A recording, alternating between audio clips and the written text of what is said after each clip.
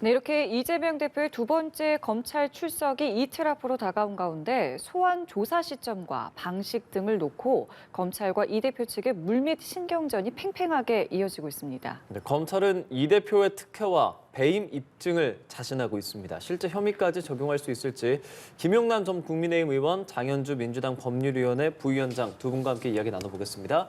어서 오십시오. 네, 안녕하세요. 안녕하세요. 안녕하십니까. 이번 토요일 이제 이틀 남았습니다. 이재명 대표 2차 소환에 출석할 예정입니다. 출석하는 시간을 놓고도 그렇고 그 조사 방식이나 언제 출석하느냐 등등 검찰과 이재명 대표 사이에서 신경전이 벌어지고 있습니다. 팽팽한 신경전 출석 전부터 나오고 있습니다. 어떻게 보고 계십니까, 현재? 원래는 검찰이 통보한 출석 일자는 내일이죠. 예, 27일 날 출석을 해달라고 했는데 이재명 대표가 이제 평일 말고 주말에 나가서 조사를 받겠다 그러면서 예. 하루를 늦췄습니다. 그러면서 10시 반에 출석을 하겠다는 취지로 이야기를 했는데 검찰은 1시간 좀 일찍 나와달라. 그리고 하루에 조사가 안 끝날 것 같아서 한 번 더 나와야 될 것 같다라는 이야기를 꺼냈어요. 예. 그러니까 출석 전부터 어떤 면에서는 기싸움이 팽팽합니다. 네. 그러니까 어느 쪽도 일방적으로 끌려다니지 않겠다. 그게 출석할 날짜, 또 출석 시간, 그리고 하루에 끝낼 것이냐, 하루 더 해서 예. 이틀에 끝낼 것이냐. 근데 이게 이제 제1야당의 대표 정도 되니까 이게 가능한 거죠. 사실 일반 피의자들은 통상의 경우는 물론 아주 예. 불가피한 사정이 있으면 출석 일자를 좀 연기할 수는 있습니다만 예. 자기가 하루만 조사 받겠다. 이틀은 조사 안 받겠다. 시간까지 지정해서 내가 이 시간에 나가겠다. 이런 거는 좀 생각하기가 힘들죠. 역시 거대 야당의 대표로서 네. 밀리지 않겠다. 이런 자세를 출석 전부터 보여주고 있습니다. 일반적이지는 않다. 제1야당의 대표이기 때문에 가능한 것들도 좀 있는 것 같다는 의견 주셨거든요. 변호사님 어떻습니까? 일단 제1야당 대표를 검찰이 소환해서 그 조사를 이루어지는 그 자체가 좀 초유의 사태이기 때문에요. 여러 가지 좀 특이한 현상들이 벌어지는 것 같습니다. 지금 검찰 간에 신경전이 벌어진다 이제 이런 보도가 나올 정도로 서로 간에 시간이라든지 방식을 두고 좀 팽팽하게 왔다 갔다 하는 이런 분위기인데요. 일단 이재명 대표에 대해서 대장동 의혹과 관련된 소환 통보가 처음에 왔을 때 일단 언론이나 대부분 법조계에서의 얘기들은 생각보다 빠르게 소환 통보가 왔다라는 얘기들이 많았습니다. 대장동 의혹과 관련해서는 설을 지나지 않겠느냐, 또 설을 지나서야 소환 통보가 올 것이다라는 얘기들이 있었는데 이미 설 전에 소환 요청이 왔거든요. 그런데 이재명 대표가 그것에 대해서 좀 자기가 정정당당히 승부하겠다, 정면 돌파하겠다라고 하면서 소환 통보에 오히려 어떻게 보면 역으로 28일에 나가겠다, 토요일에 나가겠다 이렇게 대응을 해버리니까 검찰 입장에서도 약간 당황한 것 같다라는 분석들도 있습니다. 그러다 보니까 검찰 입장에서는 나름대로의 그런 길을 그 선제 싸움에서 지지 않기 위해서 28일에 나오겠다라는 것에 대해 이제 이틀 조사가 필요하다 또는 시간을 당겨야 된다 이런 식으로 대응하고 있는 것 같은데요. 예. 사실 이재명 대표가 이제 내일 모레 소환에 응해서 조사를 받게 되면 예. 그 조사가 어떻게 이루어지느냐에 따라서 검찰이 추가로 소환을 요청할 수 있을지 여부도 좀 변동이 있을 것으로 생각이 됩니다. 네, 말씀하신 것처럼 조사가 어떻게 이루어지느냐. 일단 알려진 바로는 검찰이 준비한 질문지가 100쪽에 달한다. 이런 이야기가 있고 이재명 대표 측은 지난번처럼 서면 답변서 제출하고 묵비권을 행사하지 않겠느냐 이런 관측이 있습니다. 어떻게 예측하세요? 소위 이런 좀 인지도가 높거나 사회적 지위가 있는 피의자를 소환할 때는 질문 사항은 다 미리 만들어 놓습니다. 피의자 신문 조서상에 물어야 될 항목은 만들어 놓죠. 보통 피의자 조사는 그렇게 안 하고 이제 묻고 답하면서 그 즉석에서 작성을 합니다만 시간 단축을 위해서 미리 만들어 놓는데 대장동 사건이 워낙 오랜 기간 사업이 예. 진행되고 요소요소에 이제 물어볼 게 많다 보니까 네. 미리 준비한 피의자 신문 조서의 이제 초안이죠. 그게 이제 100페이지에 달할 수 있을 것으로 충분히 생각이 되고요.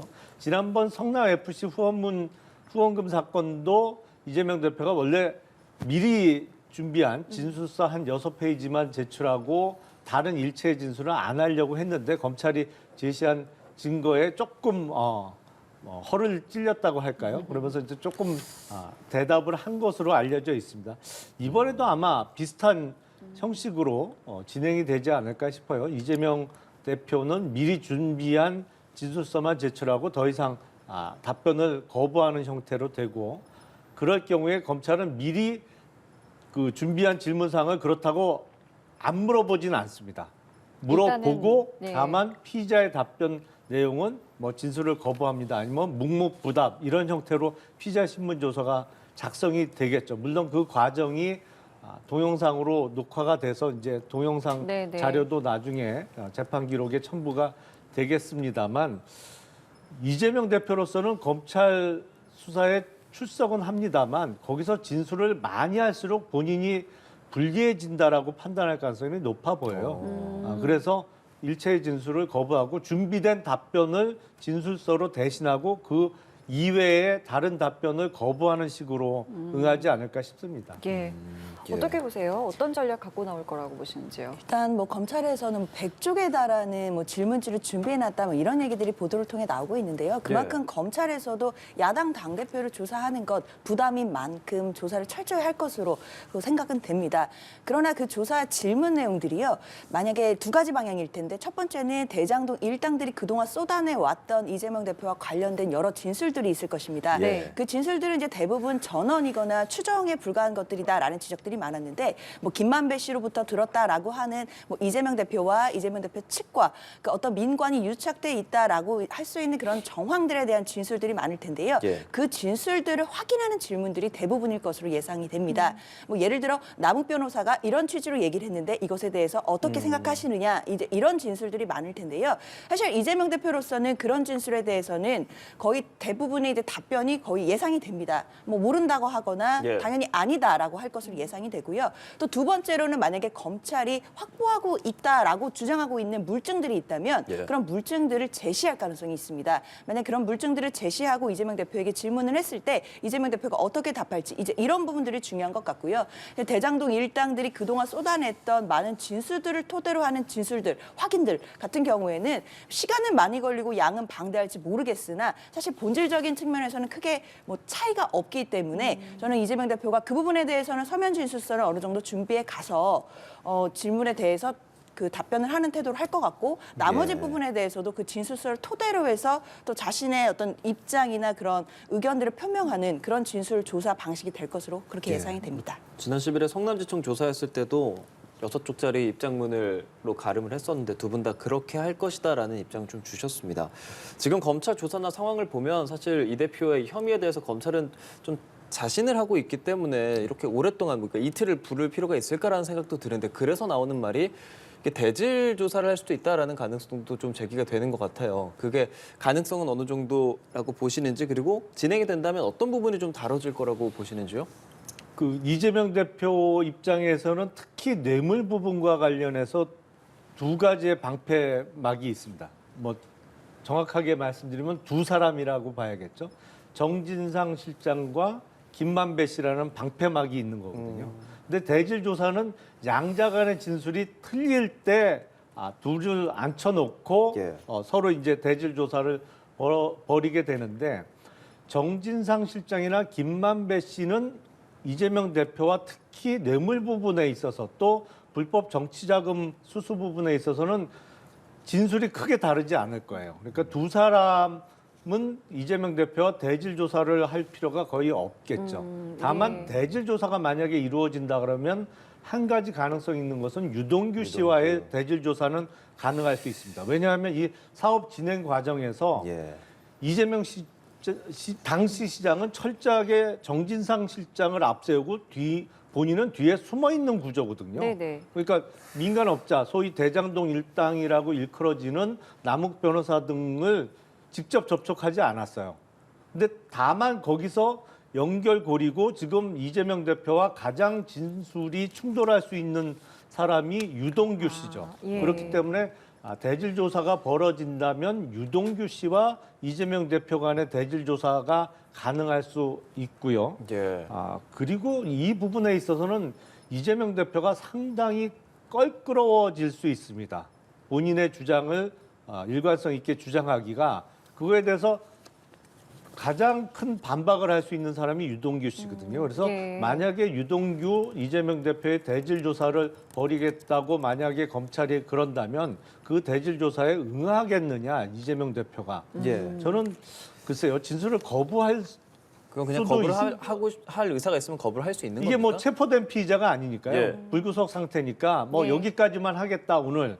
그리고 뭐 나오겠다 그러면 글쎄요 제1야당의 대표를 그 자리에서 긴급 체포하기는 현실적으로 쉽지 않아 보이는데. 근데 변호사님 제 기억에 작년에 정진상 실장이랑 유동규 본부장이랑 대질 조사 하느냐 마느냐 이런 얘기까지 나왔었던 것으로 기억을 하거든요. 정진상 실장이 이제 요구를 했었습니다. 그 검찰의 어떤 조사 과정에서 유동규 전 본부장의 진술만으로 정진상 실장의 뇌물 혐의 또는 뭐 정치자금법 위반 혐의들이 자꾸만 뭐 혐의 입증이 되거나 뭐 공소장이 써지는 그런 과정들이 있었기 때문에 정진상 실장이 유동규 전 본부장과 대질을 해달라라고 대질 그 조사를 검찰에 요청을 한 바가 있는데요. 그 당시에 검찰은 들어주지 않았습니다. 예. 그러니까 이번 경우에도 사실 마찬가지로 검찰이 대질 조사를 할지 말지 여부도 결정을 할 텐데요. 예. 검찰이 만약에 대질 조사를 해야겠다라고 뭐 결정을 한다라고 하더라도 말씀 주신 것처럼 이재명 대표가 거부할 가능성도 있고 그리고 저는 유동규 전 본부장도 거부할 가능성이 있다고 생각이 듭니다. 왜냐하면 유동규 전 본부장 입장에서도 본인이 진술을 뭐 어떠한 이유에서든 바꾼 상황이기 때문에 예. 이재명 대표와 만나서 또 대질하는 과정에서 또 진술이 달라질 수도 있는 부분이 있고 굉장히 또 피의자로서 그리고 공범으로 적시되고 또 어떻게 보면 공범으로 같이 재판을 받고 있는 대장동 일당의 한 명으로서 부담이 될 수 있거든요. 그렇기 때문에 대장동 일당 중에 누군가 대질을 하겠다라고 검찰이 결정한다고 하더라도 과연 그 대장동 일당들도 그 대질 조사에 응하게 될지 여부도 솔직히 좀 미지수가 아닌가라는 생각이 듭니다. 제 기억에 의하면 이제 정진상 실장이 유동규 씨와의 대질 조사를 요구한 거는 그게 정진상 실장에 대한 구속영장이 청구되기 직전이었거든요. 그러니까 그때 검찰의 판단으로는 정진상 실장에 대한 구속영장을 발부받기 위한 법률적으로 이제 소명이라고 합니다만 범죄 혐의에 대한 소명은 이미 됐고 지금 대질 조사를 요구하는 것은 검찰의 구속영장 청구를 늦추기 위한 방편이다. 이렇게 판단하고 대질 조사까지 할 필요 없다라고 판단하고 구속영장을 청구했던 것으로 제가 기억을 합니다. 그러니까 뭐 대질 조사가 이루어지면 검찰에 불리해질 거다. 뭐 이런 판단에 의해서 안 한 건 전혀 아닌 것으로 기억이 됩니다. 예. 자, 그리고 이 출석 자체, 그러니까 출석을 어떻게 하느냐, 그 장면은 또 어떻게 보이겠느냐, 이 부분에도 관심이 모아집니다. 일단 계속 변호인 한 명만 데리고 출석을 하겠다라고 꾸준히 언급을 하고 있습니다만 토요일 오전이기 네. 때문에 과연 그렇게 되겠느냐, 뭐 지지하는 세력들이 나오진 않겠느냐 이야기 많습니다. 어떻게 예측해 볼 수 있을까요? 지지자들도 나오고 또 반대하는 구속을 세력- 청구하는 촉구하는 집회도 있을 것 같고요. 그리고 더불어민주당 소속의 현역 국회의원들 중에 또 나오는 사람이 꽤 있겠죠. 그러니까 이재명 대표는 본인의 변호사 한 명만 대동하고 조사받겠다고 합니다만 현실적으로는 그렇게 안 되고 어쩌면 지난번 성남지청의 성남FC 후원금 문제로 출석할 때보다 더 많은 인파가 서초동에 예. 모이지 않을까 싶습니다. 이번에 이제 조사를 받게 되는 서울중앙지검은 성남지청보다 훨씬 그 앞에 공간이 훨씬 넓거든요. 예. 그래서 더군다나 평일이 아닌 토요일이고 해서 더 많은 사람들이 뭐 그게 지지자가 됐던 아니면 이재명 대표에 대한 구속을 촉구하는 집회자들이 됐던 더 많은 인파가 모일 가능성이 높아 보이죠.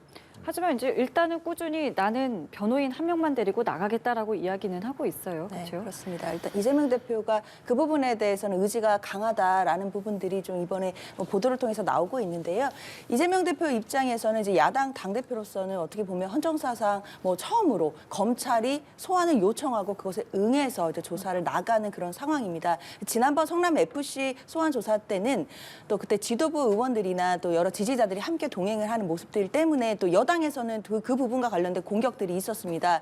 그런데 또 뒤를 뒤집어 생각해 본다면 만약에 이재명 대표가 지난번 소환조사 때 혼자 갔다 그리고 다른 의원들이 아무도 동행하지 않았다라고 한다면 또 마찬가지로 많은 이야기들이 나왔을 겁니다. 그만큼 이재명 대표의 뭐 리더십이 흔들리는 거 아니냐라는 정치적인 공세들이 분명히 있었을 것이거든요.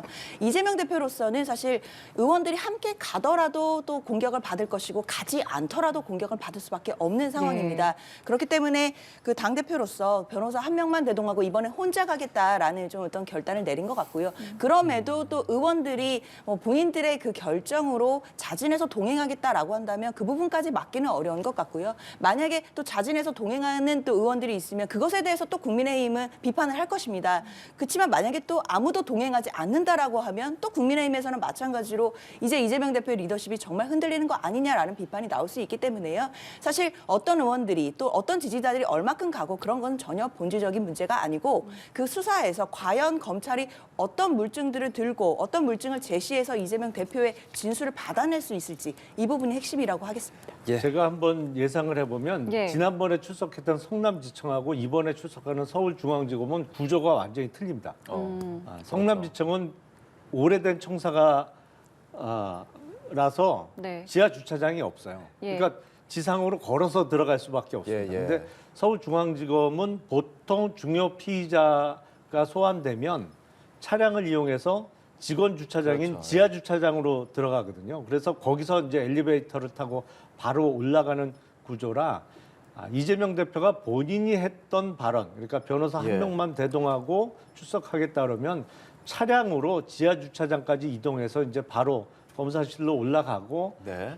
다른 더불어민주당의 국회의원이나 지지자들은 서울중앙지검 그 앞에서 지지하는 집회를 계속하는 그런 형태가 될 수는 있을 것 같아요. 예. 그러니까 그렇게 돼서 이제 조사가 진행이 된다고 하면 그 상황에 대해서 좀 저희가 짚어볼게요. 어제 정진상 실장을 검찰이 불러서 구속 기소돼 있죠. 조사를 했다고 알려져 있습니다. 그러니까 지금 가장 쟁점인 것은 이 대표가 대장동 개발에 어느 정도 관여를 했느냐, 승인했느냐, 묵인했느냐, 배임했느냐 이런 부분이거든요. 지금 검찰이 보고 있는 혐의들 좀 짚어주시겠어요? 우선 이재명 대표가 대선 후보 시절에도 본인의 입으로 이야기를 했습니다. 그 대장동 사업은 본인이 설계했다고. 그리고 어떤 면에서는 이재명 성남시장이 재선을 하면서 8년여간의 성남시장을 지내면서 가장 중요한 사업이었죠. 대장동 개발 사업이. 뭐 사업 규모도 그렇고 액수도 그렇고 이걸 본인이 몰랐다, 관여 안 했다? 이거는 사실 받아들이기가 어렵습니다. 그래서 이미 어느 정도 입증이 이루어졌다고 볼 수 있는 부분은 바로 업무상 배임 혐의예요. 그러니까 성남도시개발공사로 들어가야 될 이익의 상당 부분을 민간업자에게 돌려주는, 그래서 오히려 성남도시개발공사의 이익을 그 상한을 정하고 나머지를 다 민간업자가 가져갈 수 있는 구조를 승인한 거. 그리고 사실은 관련자들의 진술에 의하더라도 그 설계를 이재명 시장이 했다라는 진술도 나온 것으로 되어 있습니다. 그 부분에 있어서는 어느 정도 입증이 된 것이 아닌가 싶고요. 그럼 정전 실장 같은 경우는 이게 이 대표에게 보고됐고 이런 부분에 대해서 사실 여전히 부인하고 있는 상황이지 않습니까? 그러니까 지금 그 이야기를 들어보면 이재명 시장이 대부분의 결제를 본인이 하는 직접 결제하는 것은 아주 최소화하고 대부분의 결제를 정진상 실장이 전결하는 형태로 네네. 일을 처리한 것으로 보입니다. 하지만 그거를 전 과정을 다 전결로 처리하지는 않았을 거고 결제 부분도 어느 정도는 검찰이 증거를 확보한 것으로 보입니다. 근데 검찰이 가장 입증에 주력하고 또 마지막까지 쟁점으로 남을 수 있는 부분은 역시 천화동인 1호의 절반 정도의 몫이 뇌물로 예. 지금 정진상 실장을 비롯해서 예. 기소가 돼 있는데 이거에 대한 이재명 당시 시장의 공범 여부, 예. 이게 공모가 있었느냐, 이 부분은 아마 기소가 되더라도 재판 과정에서도 마지막까지 쟁점으로 남겠죠. 그러니까 배임죄는 어느 정도 성립이 가능할 수는 있겠으나 뇌물 부분은 좀 시간을 좀 지켜보고 해야 한다라는 말씀이신데 어떻게 좀 보십니까? 이 대리인격이 늘 등장하고 여기에 대한 연결성과 공모관계를 파악을 해야 할 텐데요. 일단 검찰의 시각은 뭐 여러 가지 뭐 배임이니 뭐 부패방지법이니 어려운 법리들이 등장을 하는데요. 예. 간단하게 핵심만 말씀드리면 결국 민관과 유착해서 성남시에게 손해를 끼치고 그리고 민간에게는 부정한 이익을 몰아줬다. 이런 시각입니다. 검찰이 바라보는 대장동 의혹의 모든 시각은 결국에는 민간에게 부정하게 이익을 몰아줬다는 것일 텐데요. 네. 그러면 이제 아까 의원님 말씀 주신 것처럼 이재명 대표가 대장동 사업을 설계했다고 했고 뭐 최종 승인권자였고 결재권자였던 것은 맞습니다. 그러나 최종적으로 결재를 했던 것과 거기서 더 나아가서 배임을 했다는 것은 같은 말로 읽힐 수가 없습니다. 결재를 했지만 거기서 더 나아가서 이것이 민간업자들에게 이익을 몰아주고 성남시에게는 손해를 끼치는 일이라는 것을 알면서도 즉 그러니까 법적으로는 배임의 고의가 있는 상태에서 이 사업이 진행됐다는 것을 검찰이 입증을 해야 합니다. 그러나 지금 나오고 있는 말들 또 대장동 일당들의 얘기 특히 남욱이나 뭐 정민홍 변호사나 각각의 하는 얘기들 같은 경우에는 뭐 일단 김만배 씨로부터 들었다라는 얘기들도 굉장히 많은 것이고 또는 정진상 실장을 통해 이재명 대표에게 뭐 보고가 됐고 뭐 승인이 됐을 것이다라는 추정에 불과합니다. 예. 과연 이재명 대표가 이 배임 행위에 대해서 알고 있었는지 또는 예. 그것을 넘어가서 용인했는지 승인했는지 여부까지를 과연 검찰이 어느 정도까지 물적 증거로 입증해낼 수 있을지가 가장 큰 쟁점이 될 것입니다. 근데 이번에 이제 공개된 공소장을 보면 검찰이 굉장한 자신감이 있었기 때문에 이 정도 수준의 공소장을 쓴 게 아니겠느냐라는 보도가 있거든요. 어떻게 좀 보십니까? 일단 이번 공소장 같은 경우에는 이재명 대표에 대한 공소장은 아니었고요. 예, 예. 대장동 일당들이 이제 이해충돌 방지법 위반으로 추가 기소가 되는 공소장이었습니다. 그런데 그 공소장의 주인공이라고 할 수 있는 대장동 일당들보다도 이재명 대표 이야기가 더 많이 나왔기 때문에 예. 언론에서도 많은 보도가 있었던 건데요. 일각에서는 그것을 두고 검찰이 그만큼 자신감을 표명한 거 아니냐라는 또 분석도 있지만 예. 뒤집어 생각해 본다면 그 공소장에 그렇게 많이 이재명 대표를 등장시키면서 정작 공범으로라고 적시는 하지 못했습니다. 그 얘기 자체는 많은 이야기들을 공소장에 담았지만 그 대장동 일당들과 이재명 대표를 공범으로 어떻게 엮을 수 있는 아직 물증은 부족한 게 아니냐. 그렇기 때문에 내일 모레 있을 이재명 대표에 대한 소환 조사에서 좀 예. 많은 또 이야기들을 받아내서 또 공소 제기를 하고자 함이 아닌가라는 또 이제 추측도 있을 수 있을 것 같고요. 그리고 공소 제기 그리고 공소장 자체에 너무 많은 전제 사실이 들어가 있는 것 자체는 공소장 일본주의 위반이 아니냐라는 지적도 예, 분명히 예. 있기 때문에 그 부분도 우려가 된다라고 말씀드리겠습니다. 예. 어떻게 김부로- 보셨어요? 예. 글쎄 공소장 일본주의는 대단히 학술적인 개념이고 그게 이제 어떤 것만 적어야 된다 이게 명확하게 드러나지는 않습니다. 물론 사안이 복잡하고 중대할수록 범죄 행위와 관련된 설명을 위해서 이제 모두 사실이 길어질 수는 있죠. 근데 그거 자체를 공소장 일본주의 위반이다 이렇게 단정하기는 조금 어려울 것 같고요. 예. 물론 그런 측면은 있습니다. 이재명 시장이 철저하게 이 사업을 진행하는 데 있어서 앞서 말씀드린 대로 정진상 실장을 앞세우고 본인은 뒤로 숨는 구조로 사업을 진행을 했거든요. 예. 근데 이 대장동 사업을 이재명 시장이 관여하기 이전부터 좀 되돌아보면 예. 이게 본격적으로 알려지기 시작한 게 2004년도입니다. 그때 지금의 LH이죠.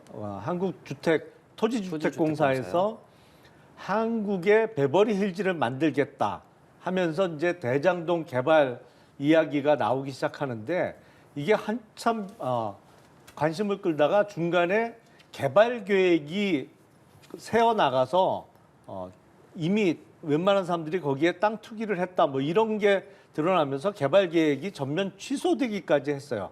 그러다가 이제 이재명 시장이 당선되면서 다시 본격적으로 추진이 됐는데 그만큼 성남시 대장동은 누가 봐도 소위 그 개발만 이루어진다면 좀 속된 표현입니다만 대박이 날 수밖에 없는 사업이었거든요. 근데 그런 사업을 진행하면서 성남도시개발공사의 실무 직원들이 제안했던 그러니까 민간업자의 이익을 제한하고 예. 나머지를 공사가 가져가는 구조가 아니고 그걸 완전히 뒤집어 놨거든요. 그러니까 성남도시개발공사의 이익을 한정시키고 나머지를 다 민간업자들이 가져가는 구조로 짰기 때문에 그 부분에 있어서는 적어도 재판이 이루어지더라도 혐의 입증에 별로 어려움은 없을 것 같습니다. 어쨌든 말씀해 주시는 그 이익 계산법도 사실 뭐 6대 4냐, 2대 8이냐 이거 역시도 지금 계속 조간신문에 나오는 내용이기는 한데 결과적으로 검찰이 이런 혐의들 이뿐 아니라 뭐 대선 불법 자금에 대한 이야기도 있지 않습니까? 물증을 얼마만큼 갖고 있느냐, 과연 뭔가 특별한 것이 있는데 지금 아직 발표하지 않고 있는 것일까? 이런 부분들은 어떻게 보고 계시는지요? 그 성남 FC 후원금에 있어서는 결정적인 증거를 좀 확보한 것 같아요. 근데 대장동과 관련해서는 첩첩이 이재명 당시 시장이 방어막을 치면서 일을 진행했기 때문에 가장 약한 고리는 역시 김만배 씨하고 정진상 실장이 진술을 바꾸기 시작하면 뭐 이재명 대표로서는 방어할 방법이 없어 보이고요.